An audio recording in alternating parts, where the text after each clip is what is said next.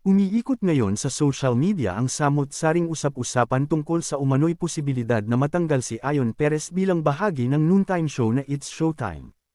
Maraming netizens ang nagulat at agad na nagtaka kung may katotohanan ba ang bali-balitang ito, lalo na't matagal na ring napapanood si Ayon bilang isa sa mga pamilyar na mukha ng programa.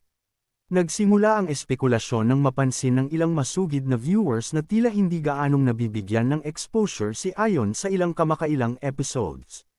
Dahil dito, sari-saring haka-haka ang agad kumalat online, kabilang na ang posibilidad na may pagbabago umano sa line-up ng mga hosts ng sikat na noontime show. Kasabay ng intriga, maraming fans ang nagtatanong kung ano ang magiging reaksyon ni Vice Ganda sakaling magkaroon nga ng ganitong pagbabago. Kilala ang closeness ng dalawa, kaya para sa kanilang supporters, mahirap paniwalaan na basta na lamang itong mangyayari ng walang malinaw na paliwanag mula sa programa. Samantala, agad namang dumpensa ang ilang supporters ni Ayon at iginiit na malaki na rin ang naging ambag nito sa show. Ayon sa kanila, kitang-kita ang improvement ng kanyang hosting skills sa paglipas ng panahon, at marami na rin siyang sariling taga-suporta na natutuwa sa kanyang presensya sa programa.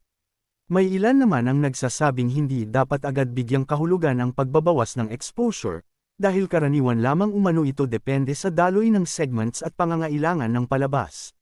Sa ngayon, wala pang inilalabas na opisyal na pahayag ang management ng show o si Ayon mismo kaugnay sa isyung ito.